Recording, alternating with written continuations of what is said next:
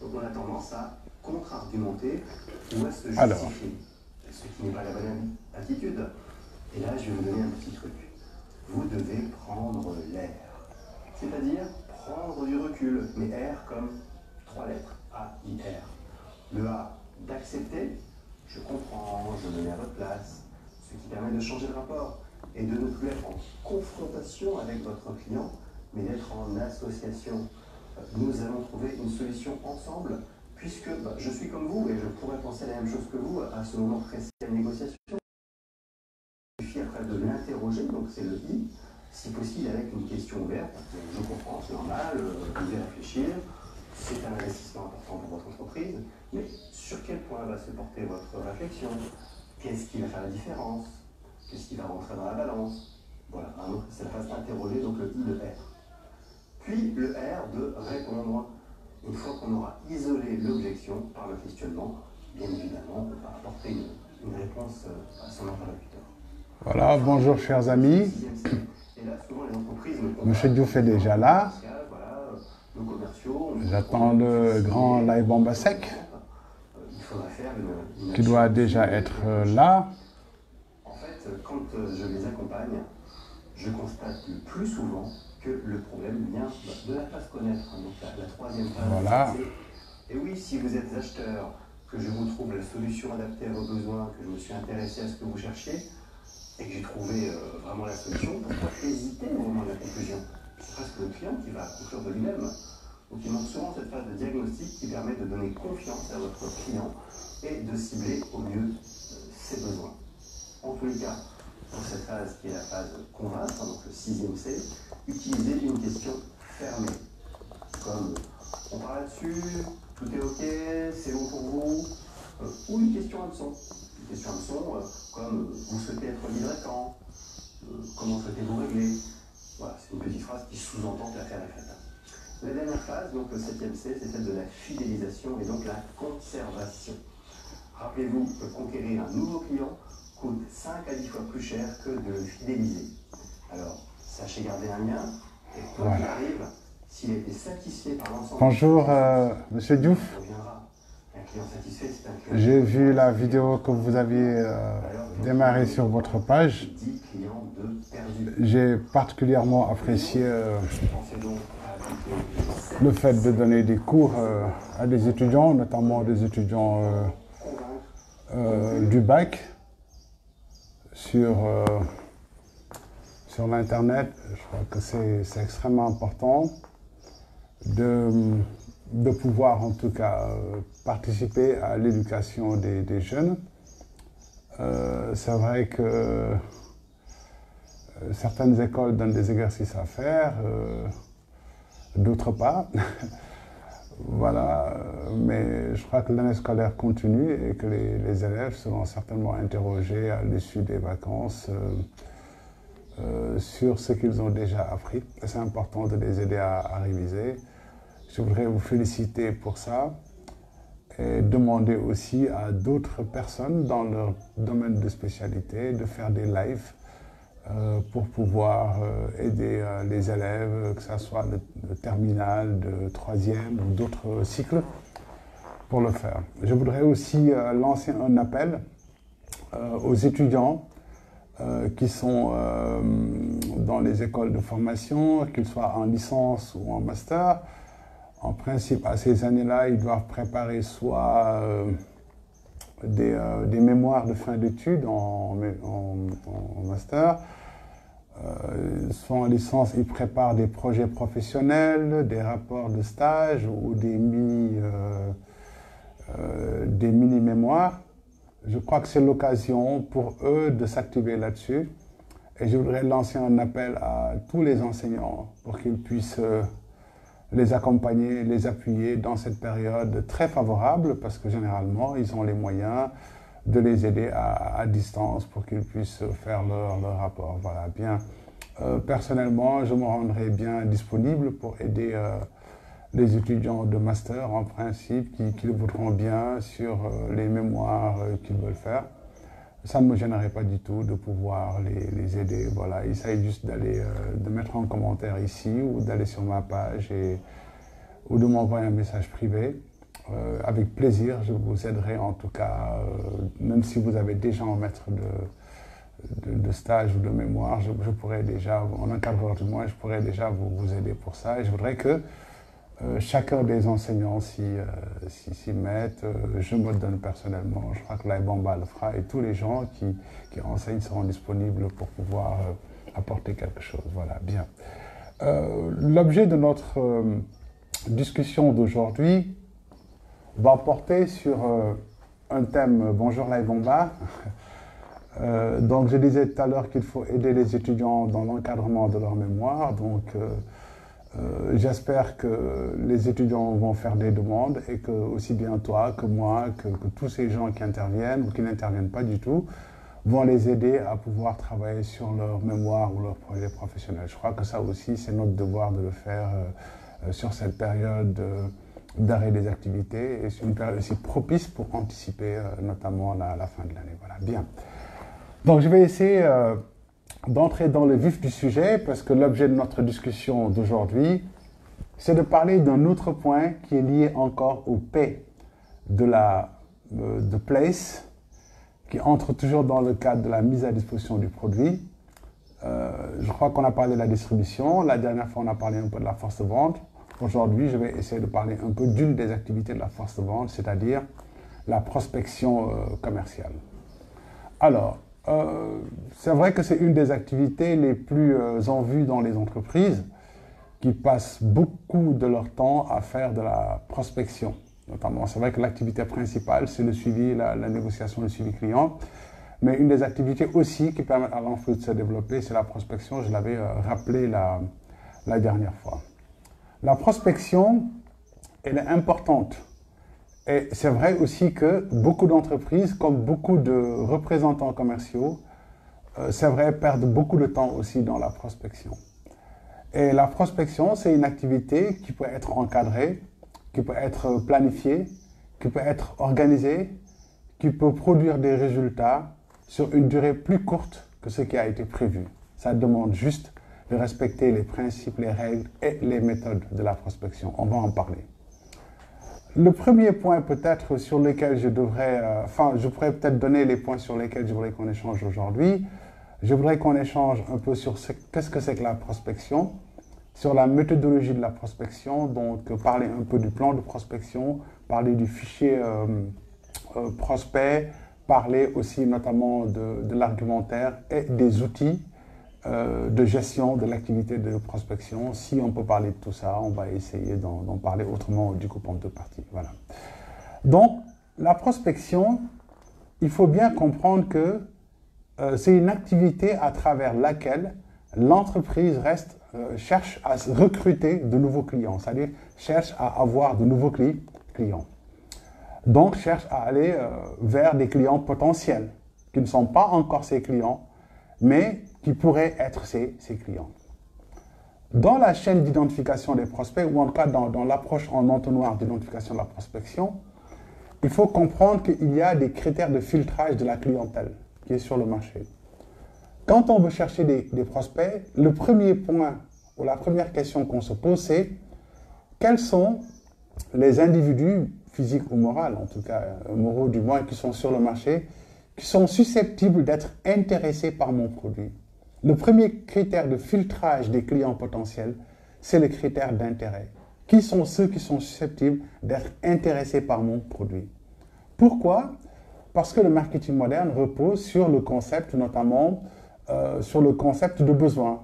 On achète quelque chose dont on peut avoir besoin. Donc, qui peut avoir besoin de mon produit? C'est ça la question. Qui peut être intéressé par mon produit? Sur ceux qui peuvent être intéressés par mon produit, on va essayer de faire un deuxième filtrage. Le deuxième filtrage, c'est quoi? C'est parmi ceux qui sont intéressés par mes produits, qui sont ceux qui sont capables d'acheter mon produit. Donc, on vient sur le concept de capacité. Parce qu'il ne s'agit pas seulement de vouloir acheter un produit, encore faudrait-il avoir les moyens de l'acheter, avoir la capacité juridique aussi de l'acheter. Donc, qui sont les personnes capables d'acheter?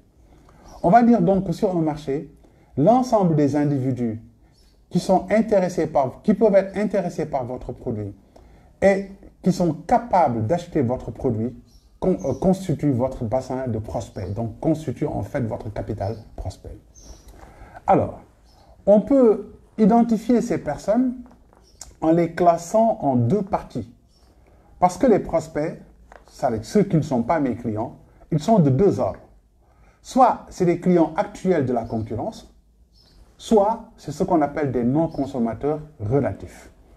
Pour tous ceux qui ont appris le marché du produit, on va vous dire que le marché du produit est constitué de trois types d'individus, les clients actuels, les non-consommateurs relatifs et notamment les non-consommateurs absolus. Les non-consommateurs relatifs, donc ceux qu'on peut capter, c'est l'ensemble des clients qui peuvent être intéressés par le produit, qui sont capables d'acheter le produit, mais qui ne sont pas encore assez incités pour l'acheter. Donc, c'est des personnes vers qui on peut avoir la chance de les attirer et de leur donner l'occasion d'acheter notre produit. Donc, synthétisons, les prospects, c'est d'abord des suspects. C'est d'abord l'ensemble des individus capables d'acheter qui peuvent être intéressés par notre produit. Toutes ces personnes-là, on les appelle des suspects. Dans les suspects, on va identifier nos prospects. Nos prospects, c'est qui? C'est l'ensemble des personnes intéressées, mais qui sont capables d'acheter notre produit. Ceux qui sont intéressés et capables d'acheter notre produit, ils sont de deux types. Soit ils achètent actuellement, mais chez les concurrents, donc c'est les consommateurs actuels de la concurrence, ou bien ce sont ce qu'on appelle des non-consommateurs relatifs.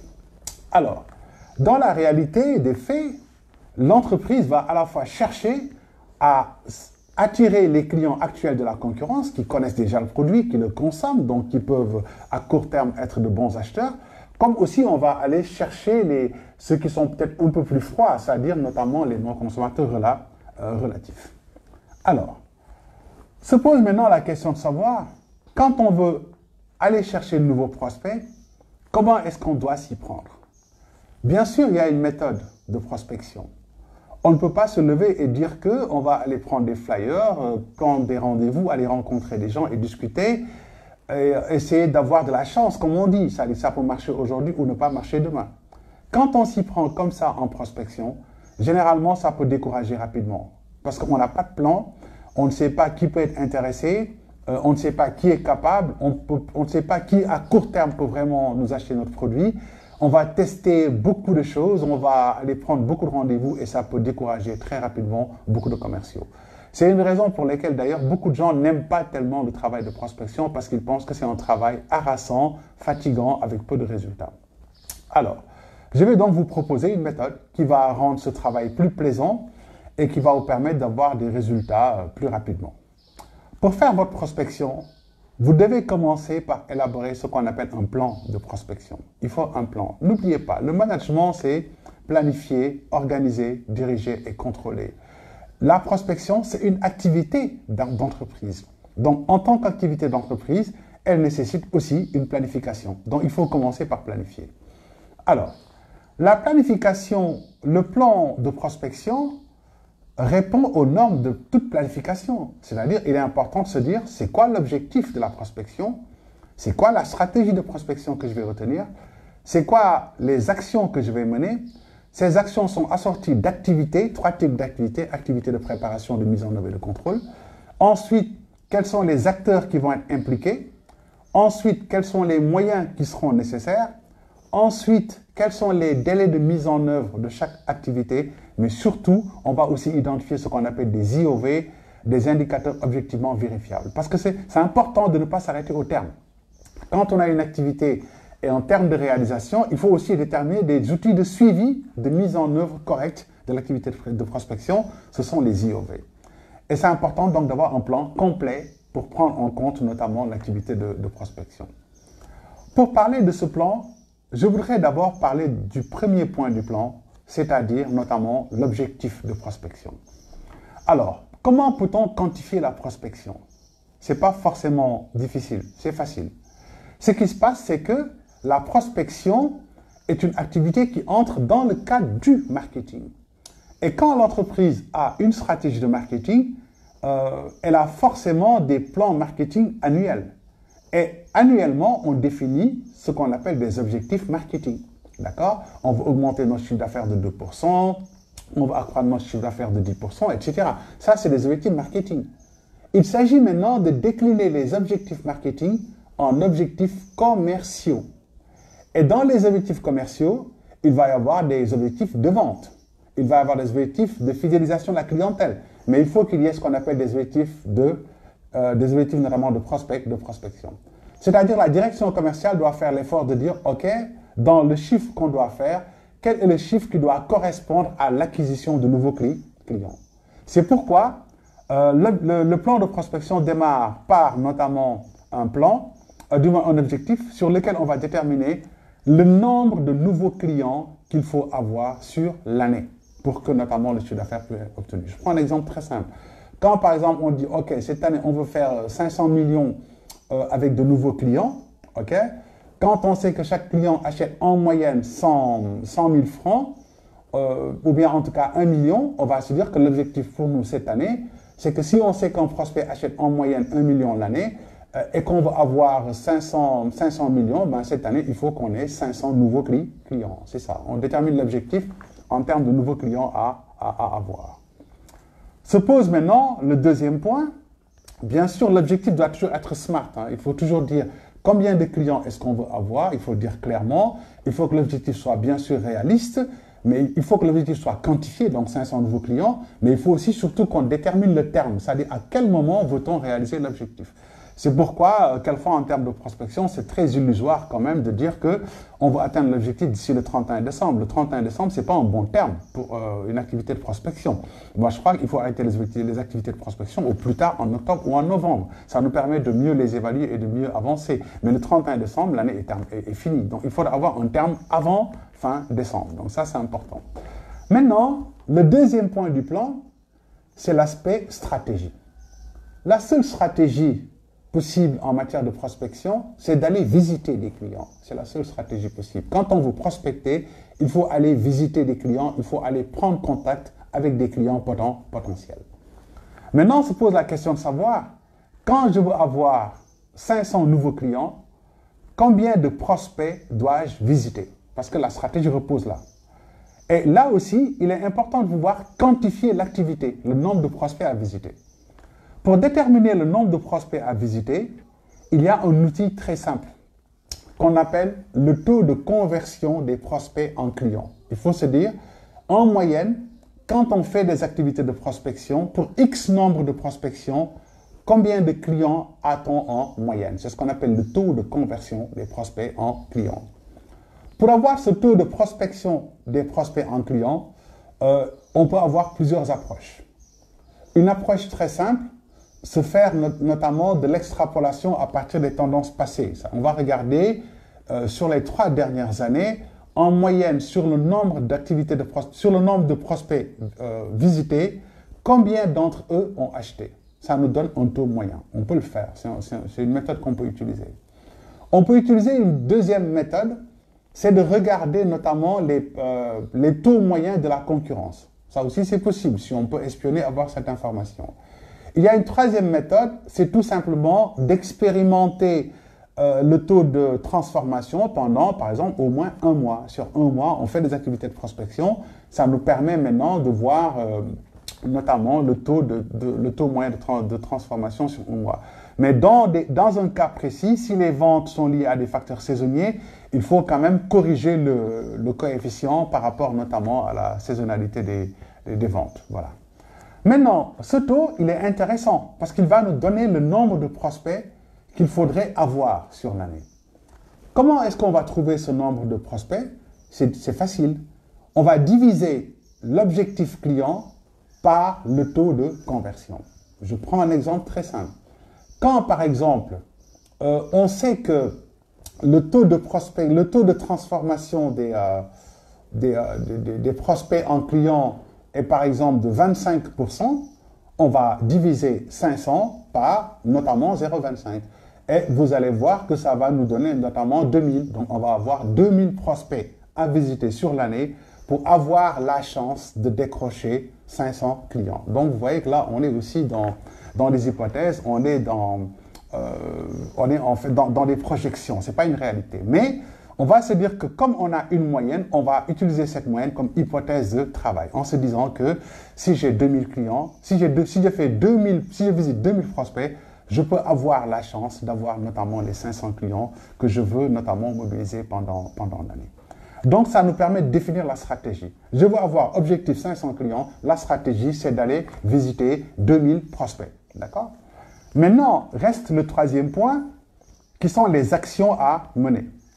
En matière de prospection, il va y avoir un certain nombre d'actions à mener et qu'il faut respecter. Ces activités doivent être suivies de manière chronologique parce que ce sont des activités qu'on ne peut pas faire comme on veut. C'est des activités itératives, c'est-à-dire on commence par la première, on part vers la deuxième, vers la troisième, vers la quatrième. Et pour présenter ces activités, je voudrais juste vous rappeler un aspect très simple. C'est tout simplement que dans le domaine du marketing, il y a une approche. L'approche du marketing repose sur 3 étapes. Connaître, s'adapter, agir efficacement pour influencer. De la même manière, quand on fait de la prospection, il y a 3 étapes. La première étape, c'est s'informer. Il faut avoir des informations avant d'aller sur le terrain. La deuxième étape, c'est s'outiller. Il faut avoir des outils pour aller à la conquête de la clientèle. Maintenant, la quatrième étape, c'est agir. C'est maintenant aller rencontrer les prospects, aller négocier avec eux. Voilà. Donc, dans cette chaîne, dans ces activités à réaliser, je crois qu'il est important de savoir que la première activité à faire en matière de prospection, c'est notamment la constitution d'un fichier prospect. C'est une démarche extrêmement importante. J'y reviendrai. La deuxième étape, c'est constituer des outils. Il faut avoir des outils de prospection. Parmi ces outils, il va y avoir le premier outil qui est le plus important, c'est l'argumentaire de vente. Il va y avoir d'autres outils, c'est notamment les aides à la vente. Il va y avoir un troisième outil important, c'est les outils de suivi même de l'activité de prospection pour voir est-ce que la prospection se passe bien, est-ce que notamment on est sur les bonnes orientations, est-ce qu'on est sur les bons prospects. Et la quatrième étape, c'est maintenant d'aller sur le terrain et de rencontrer les prospects. Voilà, bien. Alors, sur le premier point, on est sur l'élaboration du fichier prospect. Pour élaborer le fichier prospect, qui est l'un des documents les plus importants en phase de prospection, il faut commencer d'abord, notamment, par faire un travail très important, c'est de profiler les prospects. Avant de faire même le fichier, il faut profiler les prospects. Quels sont les types de prospects que je veux? C'est important de le dire. Alors, je prends un exemple très simple. Si, par exemple, je vends, par exemple, enfin, je ne sais pas, je prends n'importe quel produit, par exemple, je prends des revêtements, par exemple, les revêtements en toile de verre, qui sont des revêtements un peu luxe, notamment pour les maisons, qui sont des revêtements assez particuliers. Hein. Ils sont très jolis, ils sont beaux, ils sont lavables, ils ne brûlent pas, ils ne prennent pas l'incendie. Ils sont aussi des isolants thermiques et acoustiques. Exemple, hein, je fais la promotion de mon produit. Quand je veux faire par exemple ça, avant d'aller sur le terrain, il faut que je me pose la question de savoir quel est le profil de prospect que je recherche et quelle est la segmentation des prospects. Pour faire ma prospection, je vais me dire qu'il y a 2 choses importantes. Mon cœur de cible, ça va être qui? Ça va être ce qu'on appelle les donneurs d'ordre ou en tout cas ce qu'on appelle les maîtres d'œuvre. C'est-à-dire ceux qui vont vouloir construire des bâtiments, eux, ils vont être importants pour moi. C'est un segment de prospect. Mais il va y avoir un deuxième segment de prospects qui va être important pour moi. Ce sont les réalisateurs. Parmi les réalisateurs, il va y avoir par exemple notamment les entrepreneurs en bâtiment qui, eux, exercent un conseil important. Donc, ils peuvent conseiller les maîtres d'œuvre, c'est les maîtres d'ouvrage. Il y a aussi un autre côté, ce qu'on appelle les ingénieurs en BTP. Donc, les bureaux d'études, généralement, c'est eux qui conseillent aussi sur le matériau à utiliser. Donc, ça, c'est un deuxième segment. Mais je vais avoir un troisième segment, c'est le segment des influenceurs. Parce que, au départ, celui qui va déterminer le bâtiment, comment il est, comment est-ce qu'il doit se faire, comment est-ce qu'il doit marcher, c'est l'architecte. Donc, je vais avoir un troisième segment. Vous allez me dire pourquoi les prospecter tous? Parce que comme je l'ai dit avant, enfin dans une autre vidéo, ce qui nous intéresse, ce n'est pas seulement le client final, mais c'est aussi les influenceurs. Eux vont jouer un rôle très important pour faciliter la prise de décision. Il va de soi que si je vais chez un prospect pour lui présenter mon produit et que je vienne avec des témoignages, notamment d'architectes qui le conseillent et qui disent tous les biens qu'il y a dedans, ça peut faciliter ma vente. Donc, il est important que j'aille voir aussi ces personnes-là pour leur demander de pouvoir conseiller mon produit. Alors, parlons maintenant du cœur de cible, c'est-à-dire les donneurs d'ordre, par exemple, dans l'exemple qu'on a pris, ce qu'on appelle les maîtres d'œuvre. Quand je veux aller vers les maîtres d'œuvre, il faut que je me pose les critères. Quel maître d'œuvre est-ce que je vais aller chercher? Alors, est-ce que quelqu'un qui n'a que 20 millions pour faire son appartement ou sa maison R+1, il m'intéresse? Il ne m'intéresse pas. Parce que je vends des produits pour lesquels le mètre carré va coûter au minimum 20 000 francs. Donc, celui qui n'a que 20 millions, il ne va pas m'intéresser.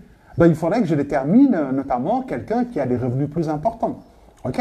Donc, je vais calculer, par exemple, pour une maison, ça fait combien de mètres carrés, notamment de surface à occuper. Je veux dire, bon, au moins, je prends des gens qui, par exemple, ont 100, 200, 1000 mètres carrés à protéger, ou en tout cas à revêtir. Voilà, à revêtir, c'est le mot. D'accord? L'autre aspect, c'est quand je fais 1000 mètres carrés, le mètre carré coûte 20 000, ça veut dire que c'est quelqu'un qui au moins va être prêt à mettre 20 millions dans ça. Donc c'est important que je sorte les critères financiers. C'est des maisons qui seront dans quelle zone? Il faudrait que je choisisse des critères par rapport à la zone même où est-ce que la personne va habiter. Il va y avoir peut-être des critères par rapport à la catégorie socio-professionnelle. Donc je vais sortir un ensemble de critères qui vont me permettre de rechercher facilement le bon prospect. C'est ça l'objectif. Donc, combien doit-il avoir? Dans quelle zone doit-il habiter? Quelle va être sa surface financière? Quelle est son activité? Ou bien quelle est sa catégorie socio-professionnelle? Tous ces éléments-là vont être des éléments qui vont m'aider, me faciliter notamment la recherche de mes futurs prospects. Donc, pour faire le fichier, première étape, je vais sortir le profil prospect. C'est-à-dire sortir quels sont les critères sur lesquels je vais me baser pour aller rechercher mes futurs prospects. Je vais donner juste un petit exemple qui n'est pas le meilleur exemple, mais c'est juste pour montrer qu'il faudrait déterminer des critères. Donc ça, c'est important. Pourquoi ces critères sont importants? Parce que non seulement ils permettent d'aiguiller vers les bons prospects, parce que quand on dit que j'ai une chance d'avoir un prospect sur 4, 25%, ça ne veut pas dire que l'objectif la moyenne va se réaliser dans le futur. Non, ça veut dire que c'est une chance que j'ai. Donc, il faudrait que j'ai le maximum de chances possible. Et pour que j'ai le maximum de chances possible, il faudrait que j'aille rapidement vers les meilleures personnes que je pourrais transformer en clients. Ce qui me permet peut-être d'atteindre et même de dépasser l'objectif. L'autre avantage de définir ces critères, c'est qu'il nous permet après d'avoir des grilles de collecte d'informations. Parce qu'il est important d'avoir des grilles de collecte avant même d'aller sur le terrain. D'accord? Donc, première étape, faire la segmentation des prospects, Deuxièmement, avoir des critères d'identification de mes futurs prospects. Quand on a cette chose-là, quand on a ce premier outil, toujours dans la construction du fichier, on va vers une deuxième étape. La deuxième étape, c'est de définir les modalités de collecte, notamment des informations. Parce que avant d'aller prospecter, il faut d'abord avoir des informations. C'est très important. On ne peut pas faire des cold calls tout le temps, c'est-à-dire des prospections à l'aveugle. Il faut commencer d'abord par se dire où est-ce que je veux aller, qui est-ce que je dois voir. Et pour ça, on va notamment déterminer comment est-ce que je vais aller rechercher les informations. Donc, je dis quelles sont les informations que je vais avoir. Deuxièmement, comment est-ce que je vais avoir ces informations. Et là, il faudrait que l'équipe commerciale détermine clairement comment est-ce qu'on veut l'avoir. Il y a des informations qu'on peut avoir sur des annuaires, c'est vrai. Il y a des informations qu'on peut avoir notamment sur des sources Internet, sur Facebook, etc., etc. Il y a des informations qu'on peut avoir à partir même de notre base de données interne, etc. Donc tout ça, c'est des sources de collecte d'informations. Quand on a déterminé les modalités de collecte, la troisième étape maintenant, c'est de commencer à collecter l'information. L'idée, c'est de dire que avant d'aller sur le terrain, je vais au moins constituer une base de prospects qui me permettra de travailler au minimum sur une semaine, 10 jours ou 2 semaines, minimum. C'est fait que j'ai une base de travail qui me permettra, quand je commence mon travail, on va continuer à collecter, mais au moins j'ai une base de travail au minimum pour une semaine avant de commencer et ensuite rechercher les informations. D'accord? Donc, quand je dis, OK, je vais collecter, on va aller rechercher ensemble, en interne, en équipe, on va aller chercher des données pour constituer une base de travail au minimum sur 1 ou 2 semaines. D'accord? Quand on collecte ces informations, quand on commence à les collecter, on va commencer aussi à renseigner l'architecture du fichier prospect. Le fichier prospect, c'est un outil qui est extrêmement important, qui dès le départ doit prendre en charge la future relation dans le cadre d'une clientèle. Ça, on ne va pas prospecter en se disant que je vais perdre. On va prospecter en se disant que je prends en charge dès maintenant la possibilité de fidéliser le client demain. Pourquoi? Parce que quand je vais prospecter un individu aujourd'hui et que ça ne marche pas, ben ça pourra marcher demain. Donc il faudrait que je construise tout de suite, moi, le volet relationnel.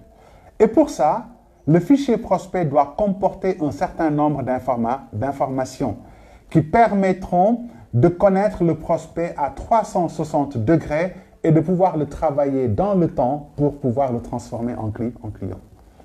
Quels sont les types d'informations dont on peut avoir besoin pour des prospects dans le cadre d'un marketing B2C, pas B2B, hein, B2C. D'accord? On peut avoir plusieurs types d'informations à rechercher. On peut les classer très simplement. Le premier type d'information qu'il faut avoir sur les prospects, c'est ce qu'on va appeler les informations signalétiques, c'est-à-dire les informations d'identification.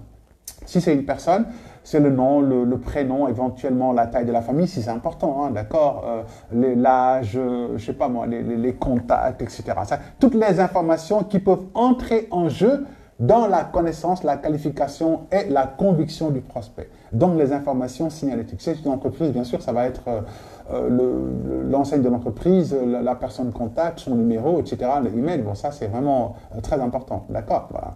Donc, le deuxième type d'information, c'est des informations sur la connaissance du prospect.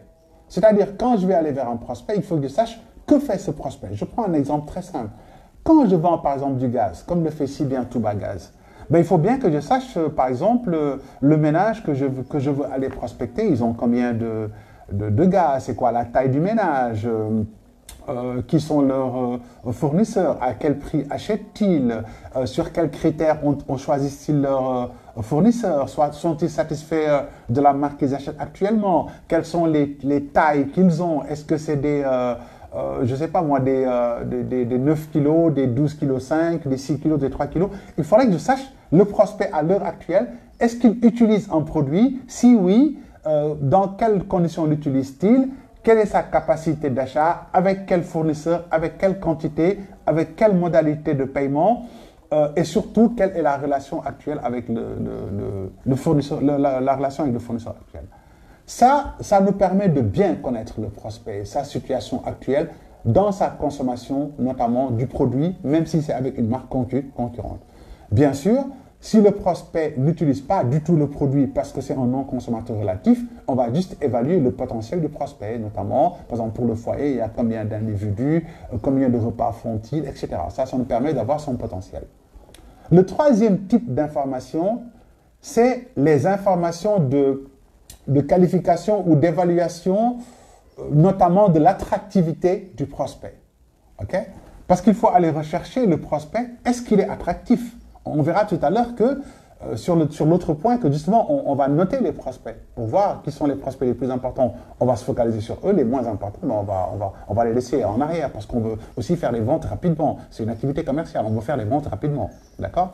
Les informations maintenant d'évaluation de l'attractivité du prospect vont porter sur, par exemple, l'imminence de l'achat ou bien l'imminence du besoin.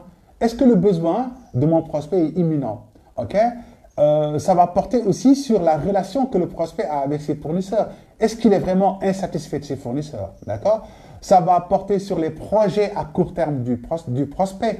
Est-ce que le prospect à court terme voudra, par exemple, faire un achat ou veut, par exemple, augmenter sa famille ou veut construire une nouvelle maison, etc. Ce qui va faire qu'il y a, par exemple, des besoins qui vont venir à court terme et dont j'aurai... voilà, c'est ça, d'accord? Ça va être sur notamment la capacité financière du prospect. Ça va être notamment sur l'envergure de la demande du prospect. Tous ces éléments nous renseignent en réalité sur l'attractivité du prospect à court terme. C'est jamais du moyen terme ou du long terme. C'est du court terme parce qu'on veut faire des ventes tout de suite, d'accord? Ensuite, maintenant, viendra une quatrième rubrique dans le fichier prospect qui sera la rubrique notation du prospect. Parce qu'il faut prévoir, après chaque visite, de faire une notation du prospect.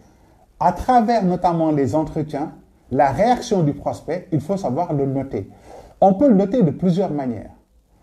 Certains utilisent par exemple les échelles Just Good in Liquor. On peut noter le prospect selon une échelle à 5 positions, très intéressant jusqu'à pas du tout intéressant. D'accord? Comme on peut aussi utiliser une échelle à 3 positions extrêmement simple, c'est-à-dire le prospect, il peut être chaud, il peut être tiède ou il peut être froid.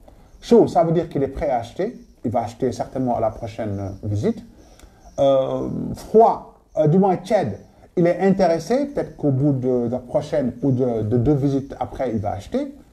S'il n'achète pas, il faut le laisser tomber quand même. Ou bien le prospect est froid. Ça veut dire que c'est un prospect qui a déjà un fournisseur, qui a déjà tout ce qu'il faut, qui n'est pas intéressé à court terme pour acheter. Donc, celui-là, c'est un prospect froid. Et un prospect froid, il va de soi qu'on ne le revisite pas à court terme, on le garde pour quand on aura fini nos activités ou quand on identifie la prochaine période de réachat, c'est là qu'on va s'intéresser à lui, mais pas à court terme. À court terme, on l'élimine notamment de nos activités parce qu'on va plus se focaliser sur ceux qui sont attractifs à court terme. D'accord? Voilà, bien. Alors, dans les informations à prendre sur le prospect, toutes les informations nécessaires. Je vois souvent quand je fais des diagnostics dans les entreprises que non seulement il n'y a pas de fichier prospect, mais il n'y a qu'un seul listing Excel, où tout ce qui intéresse, c'est prénom, nom, enseigne, numéro de téléphone, date de la dernière commande, quantité de la commande, modalité de paiement, terminé. On ne s'occupe pas d'autre chose. Je voudrais sensibiliser sur la nécessité d'intégrer dans les fichiers les facteurs qualitatifs. Le qualitatif est déterminant en matière commerciale. Il est déterminant tout simplement en management. Quand je vais aller voir mon prospect, il faudrait que je puisse insérer dans mes fichiers l'ensemble des facteurs comportementaux du prospect. Le prospect, à quel moment a-t-il l'habitude d'acheter? Est-ce qu'il a l'habitude lui-même de regarder ses stocks? Est-ce qu'il a un logiciel de gestion des stocks? À quel moment généralement fait-il ses paiements, etc. Mais ces facteurs doivent être pris en compte. Parce que beaucoup de commerciaux, souvent, rencontrent des difficultés avec des clients qui les appellent à n'importe quelle heure. J'ai formé beaucoup d'entreprises où les gens se plaignent en disant les clients m'appellent à 23 h, quelquefois à minuit, parce que leur stock est terminé, etc. Pourquoi? Parce que ces commerciaux-là, qui sont face à des clients qui ont l'habitude de les appeler tard, ils ne font pas l'effort de documenter le comportement du client dans leur fichier, parce que c'est ça qui permet aussi de prendre des mesures afin d'éduquer le prospect pour que celui-ci, au lieu de vous appeler à minuit, sache que pour vous appeler, c'est entre 8 h et 17 h et qu'au-delà, s'il vous appelle, certainement, il ne vous aura pas. Et ça, c'est l'éducation qu'on pourrait faire, mais à condition de documenter cela. C'est important. La psychologie du prospect, c'est important aussi de le documenter pour comprendre comment il fonctionne, c'est quoi son image de soi. Est-ce que c'est quelqu'un de très orgueilleux qui aime qu'on le mette en valeur? Est-ce que c'est quelqu'un qui n'aime pas trop discuter? Ou bien c'est quelqu'un qui aime toujours discuter, blaguer, etc.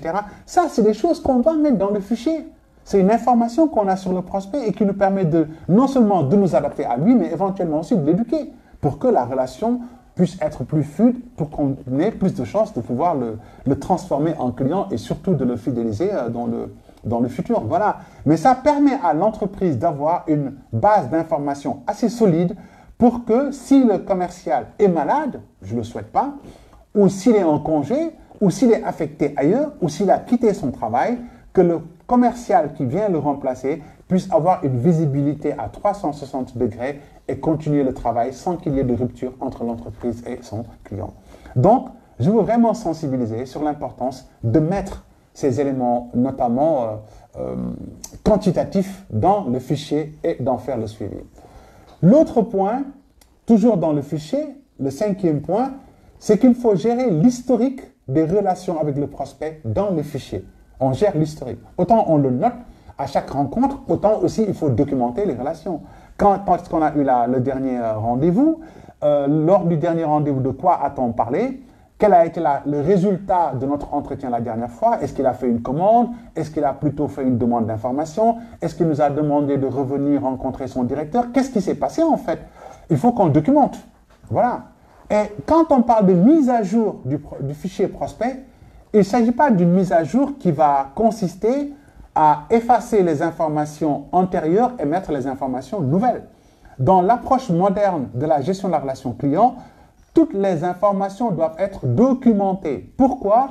Parce qu'une des clés du succès en matière commerciale, en matière marketing tout simplement, c'est la connaissance et ce qu'on appelle le concept d'apprentissage. Et pour apprendre du client, il faut documenter l'ensemble des informations sur votre relation, ce qui permet même de faire des projections dans le futur sur notamment les futures consommations, notamment ou les futurs achats du prospect ou du client. D'accord? Alors, maintenant, quand on a cela, on a son fichier. On a donc le fichier qui a son architecture, sur la signalétique, la connaissance du prospect, sur l'évaluation de l'attractivité du prospect, sur la notation du prospect, sur l'historique du prospect. Quand on a cela maintenant, il faut le documenter dans une base de données. Beaucoup d'entreprises utilisent Excel. Certains même font pire, ils utilisent Word. De grâce, il y a des logiciels gratuits, quasiment, de gestion, ou en tout cas basiques, de construction de fichiers prospects. Quand vous allez sur Office, vous avez un logiciel simple qui s'appelle Access. Access ne permet pas de gérer des dizaines de milliers de prospects, mais il est assez intéressant pour pouvoir quand même avoir ce qu'on appelle une base de données. L'intérêt d'une base de données, c'est de sortir l'ensemble des informations, de les mettre en relation, de faire des requêtes, d'analyser les tendances, de voir notamment quels sont les liens entre vos prospects, entre leur comportement, de voir qu'est-ce qui a marché chez un prospect et qu'on pourrait apporter, du moins travailler sur un autre prospect, de faire des prévisions sur leur comportement futur. C'est ça l'intérêt d'avoir une base de données. Donc je vous conseille fortement d'avoir des bases de données plutôt que d'avoir des listings Excel ou en tout cas notamment des listes de clients sur Word. Ça, c'est extrêmement ringard. Il faut aller vers les bases de données. À côté de ça, maintenant, il y a des entreprises sénégalaises qui peuvent vraiment vous faire des bases de données. On a de très bonnes PME, je ne veux pas faire de la publicité, que ce soit Sésame Informatique de M. Mou, que ce soit Neurotech, il y en a énormément. Beaucoup de jeunes Sénégalais aujourd'hui ont des SSIC, ce qu'on appelle des sociétés spécialisées en ingénierie informatique, qui sont extrêmement bonnes pour ça. Et même au pire des cas, vous pouvez rechercher de très bons, je me rappelle quand je dirigeais l'IRC de AFI, l'université de l'entreprise, quand j'étais directeur de l'Institut de renforcement de capacité, j'avais demandé à un étudiant de licence de me faire une base de données sur Excel. Il l'avait très très bien fait et je l'ai utilisé pendant longtemps. Donc c'est juste pour vous dire que quelquefois les étudiants peuvent vous aider à faire un très très bon travail, une bonne base de données. Alors, la base de données, elle est fondamentale. Parce que si vous n'avez pas de base de données, vous ne connaissez pas vos prospects. Et certainement que vous ne connaîtrez pas aussi les futurs clients. Il ne s'agit pas de dire « j'ai transformé un prospect en client, merci, je suis content ». Il faut aussi connaître ce qui s'est passé avant. Qu'est-ce qui vous a permis de le transformer en client? Ça, c'est des éléments qu'il faut garder. D'accord? Maintenant, quand vous n'avez pas de fichier, généralement, votre travail est désordonné. C'est ce qui va faire que vous commencez une prospection, vous ne la terminez pas. C'est ce qui fait que les erreurs que vous faites sur un certain type de prospect, vous continuez à le faire tout le temps. Vos commerciaux font toujours les mêmes erreurs et perdent souvent ces mêmes prospects. Alors que le fait d'avoir un fichier permet de connaître, de comprendre et de pouvoir notamment s'adapter aux prospects et de gagner plus rapidement. Ça crée ce qu'on appelle un effet d'expérience. Et ça, c'est très très important de pouvoir le rappeler. La formalisation est un élément important du fonctionnement de l'entreprise. La structuration repose sur 3 points, la spécialisation, la coordination et la formalisation. L'entreprise doit formaliser ses activités et le fichier prospect participe à ça. Et les entreprises européennes, américaines d'abord, européennes ensuite et aujourd'hui africaines, ont pendant longtemps négligé l'information détenue par les collaborateurs. C'est pourquoi depuis 20 ans, il y a un développement d'une nouvelle discipline qui s'appelle le Knowledge Management. Le Knowledge Management, c'est tout simplement une discipline à travers laquelle on cherche à collecter l'ensemble des informations détenues formellement ou de manière informelle par l'entreprise et notamment de les automatiser, de les systématiser pour que l'entreprise ait toutes les informations. Parce que sinon, ce qui se passe, c'est que les commerciaux ont des informations dans leur tête, mais l'entreprise n'a pas ces informations et ça peut porter préjudice notamment aussi bien au commercial qu'à l'entreprise. Voilà, bien. Donc, ensuite, maintenant, il s'agira de classer le fichier. Pour classer le fichier, si vous avez un logiciel de gestion de base de données comme Access, c'est très simple. Le logiciel peut facilement vous aider à classer le fichier, à générer de nouvelles fiches, à créer des liens. Vous pouvez faire des requêtes en n'en plus finir. Vous pouvez faire des tableaux croisés dynamiques, etc. Vraiment, vous pouvez faire des projections. Vous pouvez analyser les comportements des prospects, etc. Vraiment, c'est génial. Quand vous avez un logiciel, c'est très simple. Je vous conseille fortement d'en chercher. Voilà. Si cet aspect est géré, je voudrais aussi rappeler tout simplement que les informations obtenues et qui doivent entrer dans le fichier doivent faire l'objet d'une triangulation aussi. On ne prend pas toutes les informations obtenues par les commerciaux qu'on met directement de manière brute. Les informations, quand on les obtient, ben, il faut aussi les vérifier. D'accord? Parce que les commerciaux vont dire j'ai trouvé ça sur l'annuaire, j'ai vu ça sur Facebook, etc. Le responsable, le superviseur ou le manager commercial doit toujours vérifier l'information pour s'assurer que l'information est bonne. Parce que quelquefois on peut chercher le nom de quelqu'un, on tape son nom, le nom similaire va tomber sur un profil LinkedIn, on va aller chercher les informations qu'il y a sur LinkedIn, on les met sur le fichier, alors que le nom de personne est le même, mais la personne n'est pas du tout la même. Donc tout ça, c'est des erreurs qu'il faut éviter, c'est pourquoi il faut vérifier les informations, d'accord? Alors, deuxième étape donc, ou deuxième type d'action à mener après la constitution du fichier, c'est de constituer les outils, notamment de mise en œuvre de la prospection. Ces outils, le premier outil, et qui est l'outil le plus important, c'est notamment l'argumentaire, de vente. Alors, l'argumentaire de vente, c'est un outil extrêmement important parce que c'est l'outil qui permet de distinguer les types de vente. Avant, je l'avais expliqué une fois, on était dans ce qu'on appelle la vente transactionnelle, où les commerciaux, tout ce qui les intéressait, c'est de faire du chiffre d'affaires et partir. En mentant au client quelquefois, ils ne cherchaient même pas à connaître les besoins du client. La vente moderne, c'est la vente relationnelle. La vente relationnelle repose sur l'élaboration d'une relation durable. Pour qu'il y ait une relation durable, il faut un aspect très important, c'est la confiance. Et pour qu'il y ait confiance, il faut qu'il y ait une crédibilité.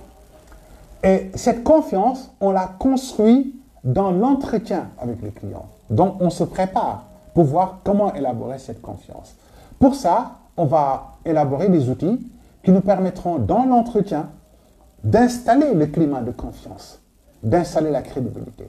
Et pour ça, il faut un argumentaire de vente. Certains sont amusés à dire que pour avoir un bon argumentaire moderne, il faut utiliser tout simplement l'équation CAP.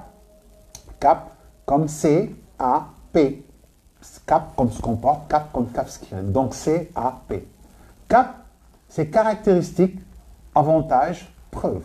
C'est pourquoi on définit l'argument comme étant une caractéristique intrinsèque du produit, donc une caractéristique du produit, qui constitue un bénéfice, donc un avantage pour le client et qui est susceptible d'être prouvé. C'est vraiment le point qu'on a en plus par rapport à la vente transactionnelle.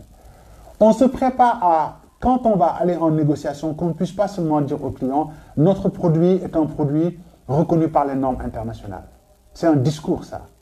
Dans la préparation de l'argumentaire, il faut sortir l'outil qui nous permet de prouver qu'on a une reconnaissance internationale. Par exemple, nous avons une certification ISO 22000 quand il s'agit par exemple d'un produit alimentaire. Le client peut vous dire votre produit m'intéresse, mais moi j'exporte par exemple en Europe, et en Europe, par exemple, ils imposent pour certains produits, par exemple, la norme ISO 22000. Donc il ne s'agit pas de dire nous avons un produit qui a une reconnaissance internationale. Il faudra dire, ben voilà monsieur, nous avons la certification ISO 22000. Ça devient une preuve.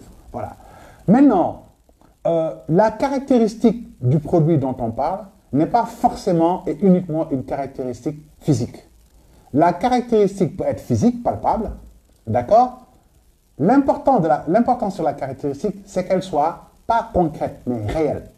Qu'elle soit réelle. C'est aussi simple que ça. Parce que ça peut être physique, on peut le toucher, on peut le voir, on peut le tester, on peut le regarder, d'accord? Comme l'avantage peut ne pas être physique, d'accord? Dire que par exemple, vraiment, nos clients, pour le cas d'un hôtel par exemple, d'accord? Vraiment, monsieur, nous avons un hôtel de très très haut standing et nos clients sont particulièrement satisfaits de notre hôtel. C'est une appréciation, ce n'est pas quelque chose de palpable. mais ça peut être un argument, ça peut être vraiment un bénéfice pour les clients. Mais comment prouver aux clients que vous avez ce bénéfice? On peut le prouver. On peut le prouver, pourquoi? Parce que peut-être on a des lettres des clients, parce qu'on a un registre de... Plus simplement aujourd'hui, on a la notation de notre hôtel à travers notamment ce qu'on appelle les TO, ça, les tours opérateurs. Hein, que ce soit notamment les TripAdvisor et le Booking.com, tout ça, etc. Il y a des notations que les clients font sur notamment leur site ou leurs applications. Et ça, c'est des outils qui permettent de montrer que, écoutez, mon hôtel est noté par les clients, par exemple, 4,5 ou 5 ou bien 4. Ça veut dire que réellement, c'est un avantage. Comment le prouver? Ben, je vous montre les notations qui ont été faites par les clients. D'accord? Donc, il faudrait que ça soit une caractéristique. Mais la caractéristique qui nous intéresse, c'est la caractéristique qui est un bénéfice pour le client. Parce qu'avoir une caractéristique, pour avoir une caractéristique, ça ne sert à absolument rien. Il faudrait que la caractéristique soit perçue comme un bénéfice par le client. D'accord? Et maintenant, qu'on puisse apporter la preuve. Alors, se pose maintenant la question de savoir comment construire mon argumentaire de vente. Facile à construire l'argumentaire de vente. Quand on veut construire l'argumentaire de vente, il va y avoir 3 étapes nécessaires. Le processus de formation de l'argumentaire, c'est d'abord que, c'est un travail d'identification des caractéristiques de notre produit. Pour ça, malheureusement, je n'ai pas de tableau. On pourra peut-être envoyer des documents PDF pour ceux qui sont intéressés. Voilà. La première étape qu'on fait, et je rappelle aussi que l'élaboration de l'argumentaire de vente est un travail qui n'est pas un travail solitaire, c'est un travail de groupe, parce que c'est un travail de brainstorming aussi. Donc, la première chose qu'on fait, c'est qu'on fait un tableau. Dans le tableau, on sort une première colonne. La première colonne, c'est par rapport aux produits que nous vendons, quelles sont les attentes du client? Et on sort les 6, 7, 8, maximum 10 attentes principales du client. D'accord? La deuxième colonne, on sort, nous, notre produit. D'accord?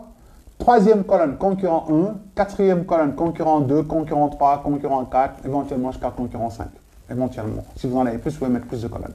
Donc, attente du client, ma colonne pour mon produit, le produit du concurrent, etc. On met donc toutes ces colonnes. La première colonne va être déterminante parce qu'il s'agira de dire pour le produit que je vends, quelles sont les attentes particulières du client sur le produit. Je donne un exemple très simple là aussi. Si par exemple je veux ouvrir une école de formation, ou bien j'ouvre une école de formation, je vends un master par exemple, okay? Un master en commerce international avec l'excellent ami qui va être le professeur ou responsable de filière. C'est un master donc que je veux vendre. Il faudrait que pour faire mon argumentaire, la première question que je vais me poser, c'est les candidats au master que je veux faire moi, quels sont leurs principaux critères de choix? Et il faut que je les identifie clairement en faisant peut-être une petite enquête auprès d'eux ou en revenant sur l'étude de marché. Quelles sont les informations que j'avais? Ça peut être par exemple, ils veulent un diplôme reconnu internationalement, ils veulent un corps professoral excellent, ils veulent une formation reconnue au Sénégal et internationalement, donc une formation reconnue par le CAMES. Ils veulent un prix qui, par exemple, ne soit pas très cher. Ils veulent que le lieu de formation ne soit pas très éloigné, soit accessible. Ils veulent que les horaires soient des horaires flexibles, adaptés, par exemple, aux travailleurs, etc. Je sors l'ensemble de ces critères. Ensuite, dans la deuxième étape, je dis, OK, le master que moi je fais, comment répond-il à chacun de ces critères? Et pour ça, je mets en place un système de notation. Le système de notation peut se faire sur une échelle de 1 à 5. Ce n'est pas la peine. Si vous voulez aussi, vous allez de 1 à 10, ce n'est pas un problème. Mais de 1 à 5, c'est très simple. C'est-à-dire, vous irez les 5 branches, très adaptées, bien adaptées, plus ou moins adaptées, peu adaptées, pas du tout adaptées. On a 5 échelles de notation. OK? Donc, ça me permettra de dire, OK, mes clients, par exemple, veulent un master pas cher. Moi, par exemple, je suis l'un des plus chers du marché. Donc, sur les critères pas chers, la note que moi je vais avoir, c'est pas du tout adapté, parce que je suis le plus cher du marché. Est-ce qu'on est d'accord là-dessus? Le concurrent 1, par exemple, lui, il peut être moins cher. Vraiment un prix très abordable, le moins cher du marché. Lui, il va avoir très adapté sur ces critères, parce qu'il est le moins cher du marché, et il y a un critère où le client dit, je veux un produit pas cher. Il va avoir un troisième concurrent, ou bien une troisième entreprise qui va dire, moi j'ai un prix moyen, quoi. Voilà, il est assez adapté, mais moins cher que l'autre, mais plus cher que moi. On va dire que d'accord, il est bien adapté, il va avoir par exemple la note 4. Quand on prend ce critère-là, par exemple, où moi, ma note c'est 1, le premier concurrent a 5, le deuxième concurrent a 4, on va dire que sur ces critères-là, moi, je n'ai pas d'argument. Parce que sur ce point, je suis le plus faible du marché, mais le plus fort du marché, c'est un concurrent, suivi d'un autre concurrent. Donc sur ce critère, je n'ai pas, je dis, d'argument. Allons sur un deuxième critère. Par exemple, notamment, la reconnaissance internationale du diplôme. D'accord? Si moi, mon diplôme, par exemple, non seulement c'est CAMES, mais en plus, j'ai un partenariat avec des universités à l'étranger, je peux avoir une meilleure reconnaissance que l'ensemble des autres écoles ou business schools qui vendent le master. D'accord? Donc, je vais dire, OK, sur ces critères, quand on regarde l'évaluation de ce que moi je fais et de ce que les autres font, j'ai la meilleure reconnaissance internationale. Donc, j'ai la note 5. Le concurrent 1, par exemple, lui, il a par exemple le CAMES, mais il n'a pas de partenariat. Il a une reconnaissance donc internationale. Donc, il va avoir 4 derrière moi. Le troisième concurrent, lui, il n'a même pas le CAMES, mais il a des partenaires à l'étranger, il va avoir 3. Donc, sur ces critères-là, vous allez voir que j'ai la meilleure note. Je suis au-dessus de tout le monde. Sur ces critères, j'ai un argument. Parce que c'est un point sur lequel je domine. C'est-à-dire que c'est une caractéristique sur laquelle j'ai un vrai bénéfice pour le client supérieur à l'ensemble des concurrents. Est-ce qu'on est d'accord? La troisième configuration, c'est quand sur un critère, par exemple, pas éloigné ou bien accessible, j'ai une note égale à ceux de mes concurrents. Dans ce cas, j'ai un argument, mais ce n'est pas un argument important. Ce n'est pas un argument d'attaque, c'est ce qu'on appelle un argument de riposte. Quand sur un critère, je suis supérieur à tout le monde, j'ai ce qu'on appelle un argument d'attaque. Je suis plus fort que tout le monde. Mais quand sur un point, j'ai la meilleure note, mais je suis à égalité avec un autre concurrent, ce n'est pas un argument d'attaque, c'est un argument de soutien. Sur tous les points où je suis en dessous des autres concurrents, je n'ai pas d'argument. C'est un point de faiblesse absolue pour moi. Ça ne peut pas être considéré comme un argument. Pourquoi savoir ces trois choses? Ça nous permet de savoir comment mener la danse, comment aborder les clients, comment nous défendre. Quand je vais en clientèle et que sur un point, je suis supérieur à tous les concurrents, j'ai très sérieusement un marteau, c'est-à-dire j'ai vraiment une bombe, comme on dit. Une des techniques de négociation, on viendra là-dessus, une des techniques de conclusion, par exemple, qu'on vous apprend certainement dans vos cours, c'est de dire que gardez un gros argument et à la fin de la négociation, quand le client continue à hésiter, sortez le gros argument et en général, ça tue. Le client, il va se décider, il va acheter. OK? Quelquefois même dans la négociation, le client, il va vous dire tout ce que vous me dites peut m'intéresser, je m'en fous de tout ça. Ce qui m'intéresse, est-ce que vous avez ça? Si vous lui dites, OK, non seulement nous l'avons, mais nous l'avons mieux que l'ensemble des concurrents, généralement, ça tue. Ça, c'est les arguments d'attaque. Qu'on ne sort pas tout de suite, bien sûr. On viendra sur la négociation. L'argument de riposte, c'est le point où nous sommes les meilleurs, enfin, nous avons la meilleure note, mais nous sommes en égalité avec les autres concurrents. Ce n'est pas le point qu'on avance, mais il nous permet de riposter par rapport aux concurrents. C'est-à-dire quand en négociation, le client vous dit, écoutez, moi j'ai rencontré l'autre business school, ils ont aussi une reconnaissance, ou bien en tout cas, je ne sais pas moi, ils ont un corps professoral extraordinaire, composé de Sénégalais et d'étrangers. Je vais lui dire, bah, écoutez, c'est vrai, je crois qu'ils ont ils ont certainement un bon corps professoral, mais nous aussi, nous avons notamment, non seulement d'excellents experts qui sont du Sénégal, mais nous avons aussi notamment des intervenants, etc. Donc, on va dire, écoutez, il est bon, mais nous aussi, on est aussi bons que lui sur ce domaine-là. Maintenant, vient la troisième hypothèse, qui est intéressante, c'est quand les autres sont supérieurs à moi et que moi, je suis paumé, quoi. Voilà, par exemple, le prix, tout le monde coûte moins cher et moi, je coûte le plus cher. C'est important de savoir parce qu'en négociation, les clients peuvent vous dire vous avez vraiment un excellent master qui m'intéresse particulièrement, mais ce qui me gêne vraiment, c'est que vous coûtez particulièrement cher. Et là, je ne vais pas me défendre en disant non, mais monsieur, très sérieusement, je ne suis pas cher, non, mais quand vous faites la comparaison, non. Là, je vais utiliser d'autres tactiques parce que je sais que je suis cher, ce n'est pas la peine de dire c'est pas vrai. Il faut utiliser maintenant une bonne approche de négociation. Une des bonnes approches de négociation, c'est par exemple la compensation. C'est de dire, OK, bon, c'est vrai que notre prix peut être perçu comme étant très, très élevé, mais il faut regarder mon très cher, notamment la valeur internationale de notre diplôme, sa qualité, sa reconnaissance internationale.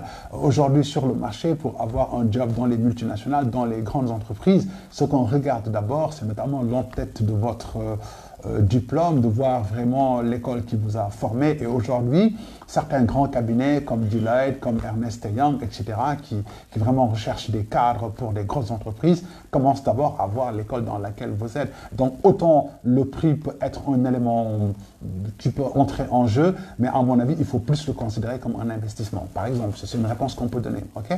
Et dans ce cas, qu'est-ce qui se passe? On compense en réalité la faiblesse qu'on a sur ce point par un autre point sur lequel on est bon, c'est-à-dire la qualité de notre diplôme. D'accord? On peut utiliser une autre tactique aussi quand on est attaqué sur les points faibles, c'est ce qu'on appelle l'affaiblissement. Alors l'affaiblissement, il faut l'utiliser là aussi de manière très intelligente parce que quand quelqu'un vous dit « je trouve que votre produit est cher », n'allez pas lui dire bah, « écoutez monsieur, vous êtes le seul à le dire, ça ne coûte pas du tout, etc. » Non, pas du tout. On peut affaiblir tout simplement en montrant que oui, le prix peut être un aspect important, mais ce n'est pas l'aspect le plus déterminant, d'accord? Et on essaie de montrer que dans l'échelle d'évaluation de la qualité d'une formation, le plus important, ce n'est pas forcément le prix, c'est même un critère qui n'entre pas beaucoup en jeu dans les 5 critères les plus importants, même si je respecte notamment le fait que pour vous, le prix peut être quelque chose de très important, d'accord? Voilà, bien. Donc ça, c'était pour vous montrer que pour faire un argumentaire, c'est identifier les caractéristiques qui nous permettent d'avoir des arguments, d'accord? Deuxième étape, c'est de trier ces arguments. Les arguments, on peut les trier entre ce qu'on appelle des arguments généraux et des arguments spécifiques. Les arguments généraux sont les arguments qui sont liés à l'entreprise elle-même. Par exemple, la notoriété, l'image, notre expérience, notre partenariat international. Tout ça, c'est des arguments généraux. Les arguments spécifiques, maintenant, ce sont les arguments commerciaux sur les modalités de vente, etc. C'est les arguments techniques aussi qui sont liés, par exemple, si un produit au service après-vente, etc. Donc ça, c'est une manière de classer les arguments, d'accord? On peut maintenant aussi, après, dans une troisième étape, les adapter. Maintenant que je connais mes arguments, maintenant que je les ai classés, comment est-ce que je peux les adapter? En disant, quels sont les arguments qui sont des arguments que j'utilise pour dire c'est des arguments d'attaque, ça correspond particulièrement aux attentes de la clientèle, et quels sont les arguments que je dois notamment bien préparer parce qu'ils me permettent de répondre aux objections de la clientèle. Voilà, bien. Le dernier conseil que je vais donner sur l'argumentaire, parce qu'il faut bien qu'on s'arrête, on va continuer le reste la prochaine fois, d'accord? Le point important sur lequel je voudrais notamment parler toujours sur l'argumentaire, c'est de dire que quand on fait un argumentaire de vente, je l'avais dit tout à l'heure, c'est un travail d'ensemble. Personne ne peut dire à lui seul qu'il connaît l'ensemble des arguments. Parce que qu'est-ce que le client nous dira? Ou bien, qu'est-ce que le prospect nous dira? Quels sont les problèmes que nous rencontrons? Je crois qu'il faut que toute l'équipe se mette en place et qu'on puisse dire ce qu'on sait et ce qu'on peut imaginer. Parce que toutes les situations peuvent se faire, donc c'est important. Maintenant, quand on fait l'argumentaire de vente, il faut toujours établir ce qu'on appelle un document d'argumentaire de vente. L'argumentaire de vente doit être un document écrit et partagé. C'est très important. On ne le garde pas dans sa tête. L'argumentaire de vente comporte 2 parties. Une partie qui s'appelle la partie argumentation et une deuxième partie qui s'appelle la partie répartie, c'est-à-dire réponse aux objections. Dans la première partie, après avoir discuté et qu'on soit d'accord sur l'ensemble des arguments, de leur classification et de leur adaptation, on va maintenant dire, OK, on va établir notre argumentaire en disant, première partie, voilà notre partie argumentation. Dans la partie argumentation, on va dire, voilà un par un nos arguments. Pour chaque argument, non seulement on le présente, mais on va le décrire. Parce que les commerciaux peuvent se rappeler l'argument, mais ne pas savoir comment décliner l'argument. Donc, il faut écrire comment décliner l'argument. Il faut dire que signifie cet argument. Ça nous permet sur 1, 2 lignes, 3 lignes, d'expliquer clairement l'argument. Ça permet au commercial d'arriver chez lui en le regardant, de mieux comprendre l'argument pour mieux aussi, notamment, le restituer à la clientèle. Ça permet aussi aux nouveaux venus, quand ils ont l'argumentaire, même après la formation, de regarder, de mieux comprendre pour mieux le décliner. D'accord? Dans la deuxième partie, c'est la partie réponse aux objections. Dans cette partie, il faut commencer par se dire quelles sont les objections possibles. Et il y en a. Le client qui va vous dire « je ne suis pas intéressé » après une longue discussion. Le client qui va vous dire « c'est trop cher ». Le client qui va vous dire « je ne veux pas l'acheter tout de suite ». Le client va vous dire « repasser plus tard ». Le client qui va vous dire « oui, mais la qualité, ça doute », etc. Il y a plusieurs types d'objections qui peuvent venir. Et il faut ensemble identifier quels sont les types d'objections qui peuvent venir. Ensuite, maintenant, réfléchir ensemble aussi sur pour chaque type d'objection, quelle est la réponse à apporter? Parce que les objections ne viendront que sur les points sur lesquels les concurrents sont plus forts que nous, on sait qu'on va savoir quoi répondre, ou les points sur lesquels nous sommes à égalité avec les concurrents. Et là aussi, il faut qu'on puisse savoir quoi répondre. Bien sûr, il va y avoir deux autres types d'objections. Hein. Il y a un troisième type d'objection qu'on appelle ce qu'on appelle les objections cachées. C'est quand, dans la discussion, il va vous dire « oui, mais vous coûtez cher », alors que vous n'êtes pas le plus cher du marché. Donc, dans ce cas, ça ne veut pas dire que vous coûtez cher, mais il exprime mal son objection. Et dans ce cas, le réflexe, c'est toujours de poser la question « pourquoi, monsieur, pensez-vous que nous sommes chers ?» Et pourtant, nous avons deux concurrents qui nous coûtent plus cher. Vous pouvez voir notamment les prix des concurrents. Et là, il va vous dire, ah ben, je ne voudrais pas parler de votre prix, mais je veux dire, le rapport qualité-prix, quand même, à mon avis, n'est pas bon. Et là, vous comprendrez qu'il ne s'agit pas de prix, mais de rapport qualité-prix. D'accord? Donc là, c'est un réflexe toujours de, quand la objection n'est pas logique, ça veut dire que soit c'est une objection prétexte, et là, il faut le prévoir dans l'argumentaire pour dire, en cas d'objection prétexte, qu'est-ce qu'il faut faire? La bonne attitude, c'est d'aller poser des questions pour approfondir et comprendre. Et bien sûr, quand l'objection n'est pas logique aussi, la deuxième solution, c'est quand l'objection devient ce qu'on appelle un refus déguisé. Ou ce qu'on appelle l'objection, oui, l'objection, c'est un refus déguisé. C'est-à-dire, le client va vous dire, vous coûtez cher, vous lui démontrez que vous ne coûtez pas cher, il va vous dire, de toute façon, je trouve que vous coûtez cher, parce qu'en Chine, ça coûte moins cher. Là, ça veut dire, à un certain moment, que je regardais votre produit, ça m'intéresse, mais je n'ai pas le prix, et j'ai envie que vous partiez. Voilà. Et il vous donne des choses qui n'ont aucune logique. Donc, dans des cas comme ça, quand le discours devient totalement illogique, ne restez pas, ne continuez pas à parler. Ça veut dire que le prospect a envie de vous dire, partez, j'en ai assez comme ça. L'idée plutôt, c'est de pouvoir bien terminer, faire une bonne prise de congé et dire au prospect que vous gardez ses contacts pour notamment prendre contact avec lui. Ça permettra plus tard de le recontacter. Peut-être que lui, au moment du prochain achat, soit il vous contactera ou vous le mettez dans les contacts à venir pour les prochaines périodes d'achat, ce qui vous permettra d'avoir peut-être une opportunité plus ouverte de le convaincre de passer à l'acte d'achat. Voilà, bien. Donc, je crois que c'est l'essentiel des choses que je voulais dire sur notamment cet outil très très important qui est l'argumentaire de vente. Beaucoup d'entreprises vendent ou représentent d'autres marques avec ce qu'on appelle des argumentaires produits. Ça ne sert pas à grand-chose. Quand vous vendez des voitures et qu'on vous donne les argumentaires produits, c'est les argumentaires techniques, c'est les argumentaires produits. Mais quand vous vendez, vous ne vendez pas pour Renault, par exemple. Si je suis un représentant de Renault, je ne vends pas pour Renault, je vends moi en tant que, par exemple, concessionnaire de Renault. Donc il faudrait que j'ai des arguments qui sont liés au produit, mais qui sont liés aussi à ma propre entreprise. Mais aussi des arguments qui sont liés au contexte particulier du Sénégal. Alors que Renault va avoir une fiche produit liée au produit de manière objective. Alors qu'il faudrait que je prenne en compte des facteurs subjectifs. Voilà.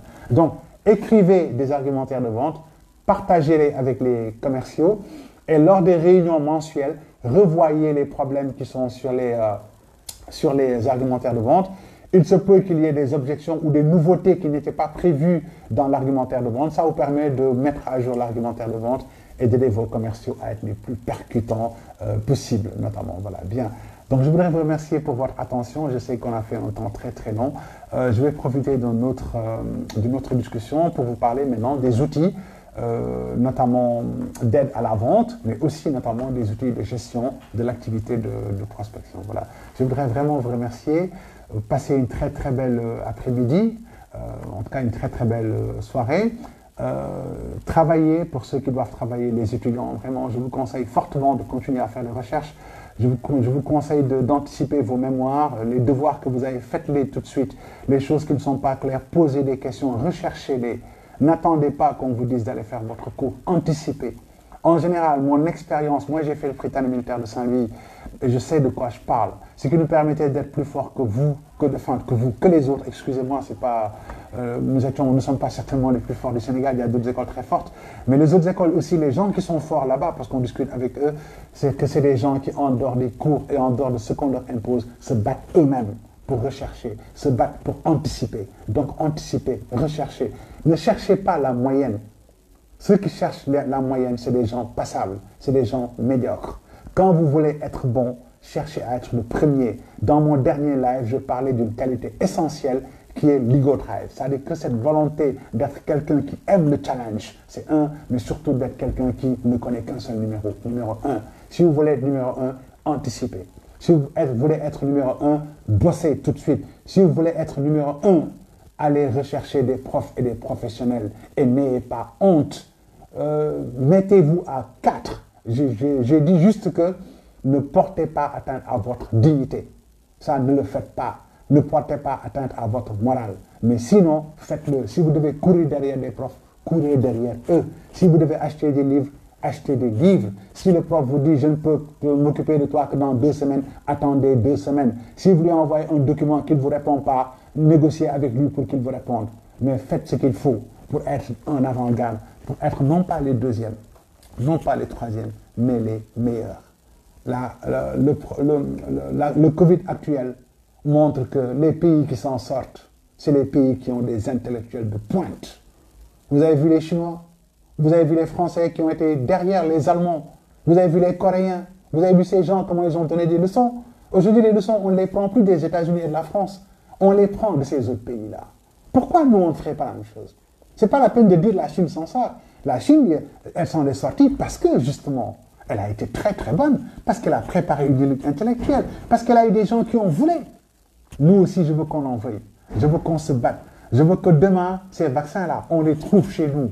Je veux qu'on ait les meilleures recherches possibles. Je salue au passage les étudiants de l'ESP et de l'école politique de Thiès qui ont donné une bonne leçon à tous les étudiants et à leurs profs, aux profs du moins des autres facultés. Je voudrais que les étudiants de médecine, c'est une boutade à mon ami Tal Diop, qui est médecin et qui est notamment à la pharmacie nationale d'approvisionnement, que vos étudiants nous sortent des médicaments adaptés comme on l'a fait au Burkina, etc. Battez-vous pour ça, voilà. Je vous remercie, bon confinement, respectez les règles sanitaires, que Dieu nous guide, que Dieu nous aide et qu'on sorte rapidement de cette chose. Je vous remercie, merci beaucoup de votre attention. À très bientôt, merci.